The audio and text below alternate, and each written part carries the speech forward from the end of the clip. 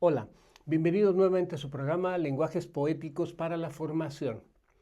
Hoy vamos a abordar un tema que está presente en la mayoría de las poesías del mundo, pero nos vamos a centrar en poetas mexicanos, que es la muerte en la poesía.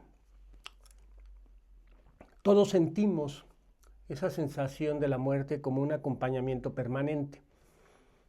Y me recuerda, o me recordó cuando estaba preparando esta selección de poemas, ese cuento de Francisca y la muerte que posiblemente hayan escuchado. La muerte se arregla, se pone coqueta, se pinta, se pone su sombrero, el clásico vestido ese de la imagen de la Catrina que conocemos, y toda elegante decide ir por Francisca. Toma el tren y llega hasta el pueblo donde habita Francisca. Y la empieza a buscar y a buscar y a buscar y a buscar. Francisca ya es una señora mayor, más de 80 años, en fin. Todo el día la muerte la está buscando y total que nunca la alcanza. Decide regresar porque ya está cansada, porque ya acabó el día, porque ese día le tocaba a Francisca, pero nunca la encontró. Y entonces regresa, ya toda cansada, sedienta, hambrienta, y regresa en el tren. Y no les cuento el final del cuento, porque me gustaría lo leyeran. Es muy bonito y muy interesante cómo plantea precisamente a lo largo de esa búsqueda de la muerte por Francisca lo que implica la muerte finalmente, ¿no? Y a qué la asociamos generalmente. La cuestión es que la muerte regresa fracasada porque no pudo llevarse a Francisca, ¿no? Y en el cuento hay una frase, una expresión más bien, que a lo largo del cuento va para darnos la idea del cansancio de la muerte, y el cuentista pone, y camina, que te camina, que te camina, que te camina, que te camina, la muerte sigue buscando a Francisca. Y cada pasaje donde va de un lugar a otro es, y camina, que te camina, que te camina, que te camina, que te camina. Y hasta uno a veces se va cansando con la misma expresión, diríamos, ¿no? Bueno, esa es una manera de abordarlo en la literatura. Ahora traigo a varios poetas que ya he hablado de algunos de ellos de una u otra manera. Voy a empezar con Javier Villaurrutia, que se llama precisamente Nostalgia de la muerte. Javier Villaurrutia escribió este libro, otros pocos, no escribió muchos libros, y en palabras de Octavio Paz, es uno de los mejores poetas, son de los mejores poemas en lengua española que existen y han existido, ¿no? Villaurrutia perteneció junto con otros poetas, Nandino, Cuesta, Owen, etc., a la generación de los contemporáneos, ¿no? Mediados, lo que es principios a mediados del siglo pasado. Se llama el poema precisamente Nocturno en que habla la muerte. Si la muerte hubiera venido aquí, conmigo, a New Haven, escondida en un hueco de mi ropa en la maleta, en el bolsillo de uno de mis trajes, entre las páginas de un libro, como la señal que ya no nos recuerda nada. Si mi muerte particular estuviera esperando una fecha, un instante que solo ella conoce, para decirme, aquí estoy. Te he seguido como la sombra que no es posible dejar así nomás en casa, como un poco de aire cálido e invisible, mezclando el aire duro y frío que respiras, como el recuerdo de lo que más quieres, como el olvido, sí, como el olvido, que has dejado caer sobre las cosas que no quisieras recordar ahora. Esta idea, insisto, de la muerte que está a nuestro lado, que siempre nos acompaña y que se va en el bolsillo, en la maleta, en el saco, en cualquier lugar.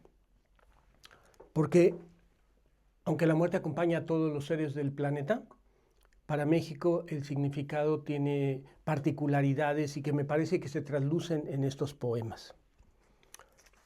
Otro de los poetas es Elías Nandino, no muy conocido y casi prácticamente nadie habla de él. De Javier Villaurrutia hay libros, ensayos, trabajos, de Owen, de Cuesta, de Tablada, pero Elías Nandino, que es como de las colitas de la generación, tiene una serie de libros muy interesantes que son denominados nocturnos.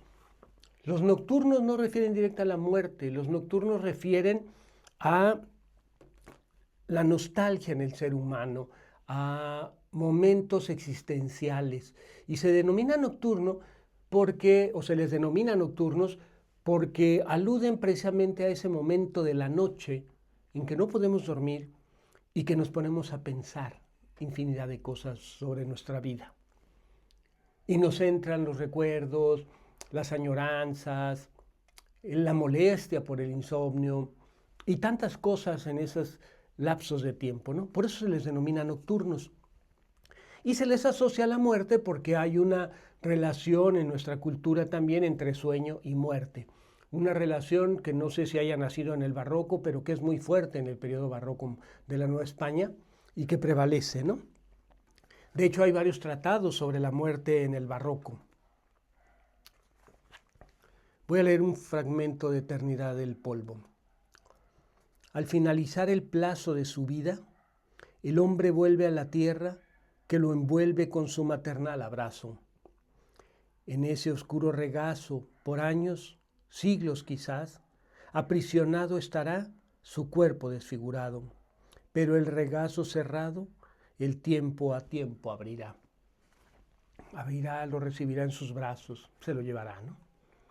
Tiempo, eternidad, muerte, van también asociados semánticamente, culturalmente, como cosmovisión de vida, ¿no?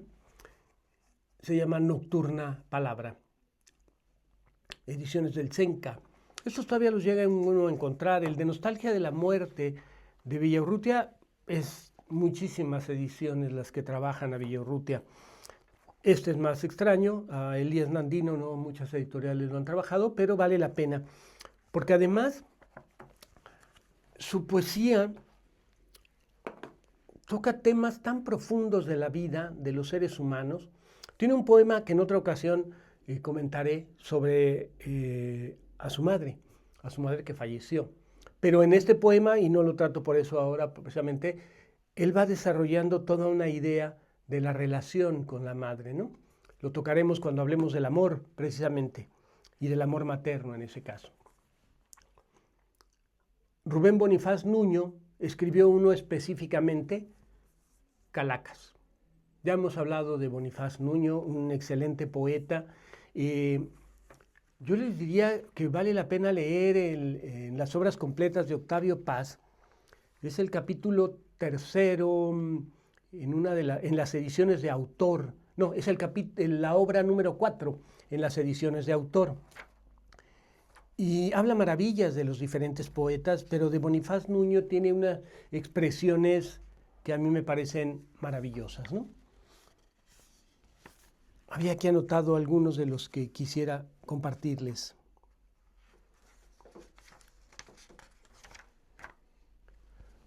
Sí, es este. En tu frente de azúcar llevas un letrero, mi nombre. Muerdes un reguado hipócrita tristeza con tu risa inmóvil y ostentosa. Hospitalaria, así te ofrendas, con los huesos de tu pan, al gualda de tu cempasúchil importado. Llama la atención porque la idea de la muerte, que en un sentido tiene un carácter de seriedad, por lo que nos implica, ¿no? Él le denomina a su libro Calacas. Y vamos a ver ahorita también en otros poemas de él y de otros poetas, cómo la muerte, calaca, flaca,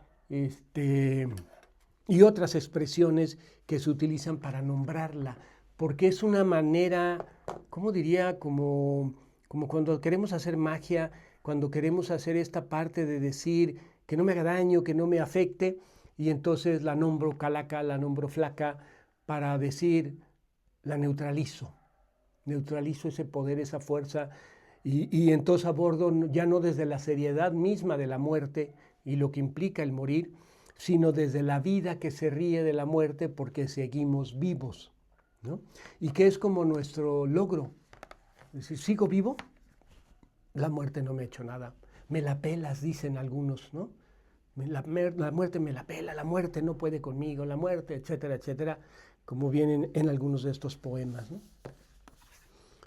También Bonifaz Nuño escribió, déjenme ver, aquí está en la página 3,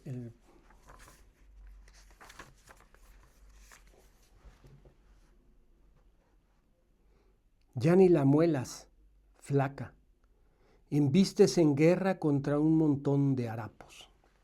Ya ni la muelas, flaca. O sea, con una soltura, una naturalidad, como si uno estuviera hablando con la hermana, la mamá, la comadre, alguien muy cercano, ¿no? Ya ni la muelas, flaca. La armazón me cariaste, entumes por ti apolilladas mis bisagras, tapiando mis vidrieras, sordos tapones mis observanzas, palabras mías, malas pulgas. Malas pulgas. La muerte y sus malas pulgas. Y uno se dice, si es una pelona, ¿por qué tiene pulgas? Si no tiene pelo, ¿verdad?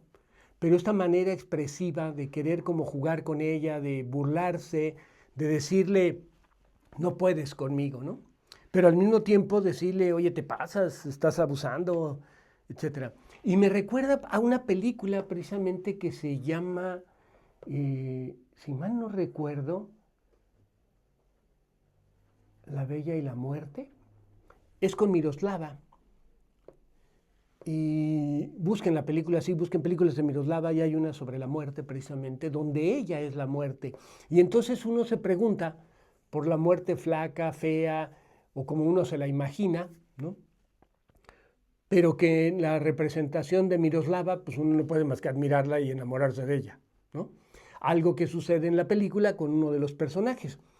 Esa muerte que al final de cuentas nos dice, aquí estoy, quiero probar la vida. Y al probar la vida me doy cuenta que la vida tiene cosas que me hacen comprender por qué los humanos no quieren morir. Esto mismo sucede nada más que en la representación de un hombre en la película de ¿Quién es Joe Black? ¿No? Con ahí se me fue el nombre, Brad Pitt, ¿no? ¿Quién es la muerte? Pero también es esa idea de la muerte que en un momento dado quiere probar la vida. ¿Por qué los hombres son tan felices, tan contentos y van a morir? ¿Qué es lo que los hace querer seguir en la tierra? ¿No? Entonces, en ambas películas quieren conocer eso. La cultura mexicana, sobre todo en los años 50, que es la película de esa época, aborda de una manera que a mí me parece muy interesante porque es como muy familiar. Llega una familia, se mezcla y va conociendo el ritmo de la familia, etc. Pero también va operando algunos milagros que llama la atención porque la muerte en este sentido casi combatiría con Dios, ¿no? Y por eso le piden la vida, no me lleves. Pero hay una dualidad, hay una ambigüedad en el pensamiento. En la película de Joe Black sí hay una escena en donde una mujer moribunda, que se está muriendo, ¿no? Le dice, ya llévame, ya no quiero seguir sufriendo. Y él le dice, yo no puedo decidir eso. Eso le corresponde a Dios, ¿no? Pero tú eres la muerte. Sí, pero yo te llevo cuando ya sea el momento, cuando yo reciba la señal para llevarte. No te llevo cuando yo quiera, ¿no? Pero es ambiguo esto porque nosotros decimos es la muerte la que nos lleva. Es la muerte la que quiere, la que decide. En la película mexicana es la muerte la que en un momento dado dice este vive, este no vive, ¿no? Y entonces, en esta dualidad del pensamiento, se mueve precisamente nuestra relación con la muerte. Y que está en el cine, está en la literatura. Y estas películas que de una u otra manera se mueven en lo que yo he denominado lenguajes artísticos. El cine finalmente es una de las bellas artes, ¿no? También existe esta idea de la muerte que tiene varias vías, diríamos, de concreción, por llamarlo así. Cuando morimos, ¿a dónde vamos? Desde una cierta perspectiva, más atea, diríamos, más laica, pues simplemente morimos y no hay nada. El cuerpo se va al hoyo y se acabó el asunto. desde perspectivas más cristianas, más religiosas, etc., el cuerpo se entierra, pero el alma se va.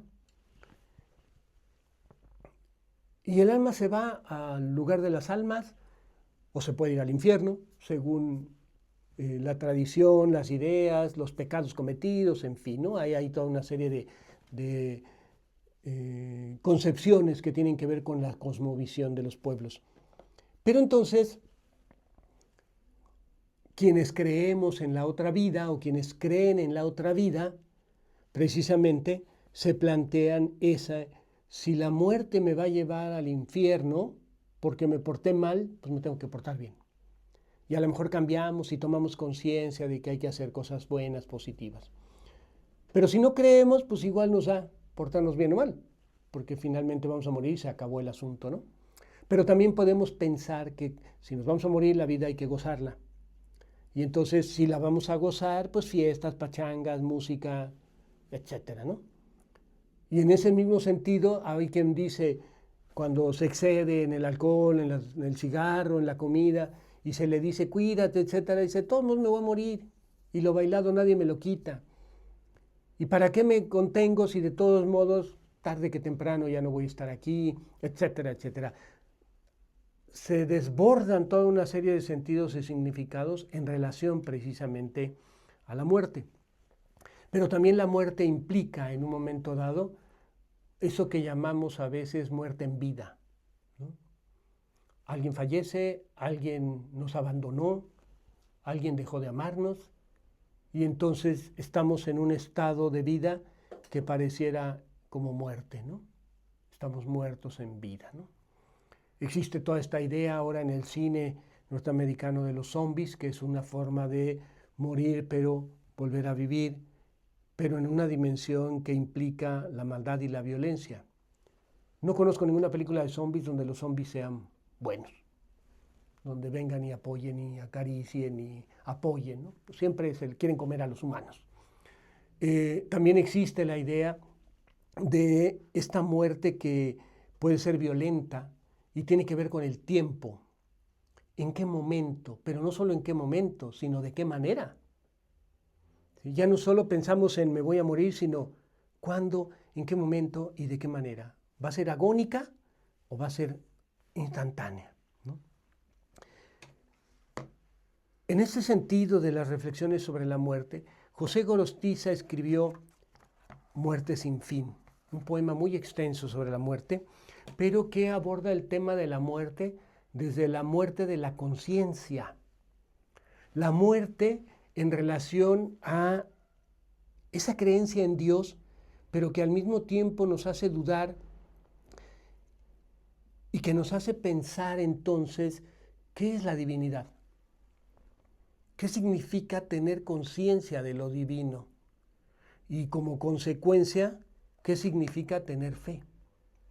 Porque realmente cuando nos plantean situaciones o estamos ante situaciones muy críticas, las personas creyentes nos dicen, ten fe, reza, ora, etcétera, ¿no? Un familiar enfermo, una situación económica crítica, etcétera, ten fe. Pero tener fe es tener algo muy profundo. Es que desde el interior logremos hablar con la divinidad. Pero eso implica una convicción. Pero si se pierde esa convicción, aunque formalmente la digamos, lo que está muriendo es nuestro espíritu y en cierta medida nuestra conciencia. Nuestra conciencia real de lo que significa estar vivos, diríamos, ¿no? Octavio Paz también analiza esta poesía de José Gorostiza. Y José Gorostiza pone una serie de proverbios, ¿no?, como introducción a su poema. Y uno de ellos dice así: mas el que peca contra mí defrauda su alma. Todos los que me aborrecen aman la muerte. Proverbios 8:36. Mas el que peca contra mí defrauda su alma. Todos los que me aborrecen aman la muerte. Fíjense qué fuerte volviendo precisamente a la idea de la divinidad y decir, dejo de creer, pero al dejar de creer, Dios nos dice, no, no te preocupes, no es contra mí, estás contra ti mismo, contra tu alma. Si me aborreces, tu alma es la que va a sufrir. No solo ya en el sentido precisamente de irse al infierno, sino de qué tipo de vida puedo tener si resulta ser que ya no creo. ¿Qué ya mi vida? ¿Qué esperanza? ¿Qué ilusión? ¿Qué anhelo? Si ya no creo, ¿no? Y entonces recordarán que en alguna ocasión precisamente decía esta expresión que aparece en los hermanos Karamazov de si Dios ha muerto, todo está permitido, ¿no? Y la violencia y la agresión y tantas cosas que vemos en el mundo están ahí porque dejamos de creer, dejamos de tener esperanza, dejamos de creer en el otro. Y si el otro es la divinidad, el otro podría ser también la salvación, ¿no? Borges en ese sentido dice que amar es mirar a los otros con los ojos de la divinidad. Y en ese sentido, el amor está contra la muerte. El amor nos hace eternos y pensamos en el amor eterno por eso. Y algunas canciones mexicanas dicen precisamente, si yo muero, por ejemplo, recuerdo una de Jaramillo, si mal recuerdo, ¿no? Es, si yo muero primero, yo te prometo que escribiré la historia de nuestro amor, ¿no? Si tú mueres primero, es tu promesa. Y algo así como derramar todo el llanto, ¿no? Del dolor, ¿no? Para que yo sepa desde el más allá que realmente me amaste. Entonces, esa cuestión está ahí presente. Leo unos fragmentos de Muerte sin fin. Lleno de mí, sitiado en mi epidermis por un Dios inasible que me ahoga, mentido acaso por su radiante atmósfera de luces que oculta mi conciencia derramada, mis alas rotas en esquirlas de aire, mi torpe andar a tientas por el lodo. Así inicia el poema. Pero, y va hablando precisamente de toda esa situación que uno puede interpretar como el momento agónico del morir y todo lo que vive el que está en ese proceso. Y entonces va hablando y va hablando. Pero algo interesante es que establece una relación metafórica entre la muerte y el agua, y entre la tumba, el ataúd y el vaso. Y entonces dice que la muerte se adapta como el agua al vaso que lo contiene, ¿no? Al recipiente que lo contiene finalmente. Bueno, el final de Muerte sin fin me parece a mí una maravilla, ¿no? Termina así y el fragmento se llama Baile. Desde mis ojos insomnes, mi muerte me está acechando. Me acecha, sí, me enamora, con su ojo lánguido. Anda, putilla del rubor helado, anda, vámonos al diablo. Fíjense, tanta confianza tiene ya con la muerte que le dice putilla, pero luego le dice, vámonos al diablo. Sí, ya al carajo, vámonos pues, porque finalmente ya la agonía ya pasó, ya no quiero sufrir, ya lo pensé, ya tengo conciencia, en fin, tantas cosas que podemos interpretar del poema para decirle, llegó el momento, pues vámonos al diablo. Gracias.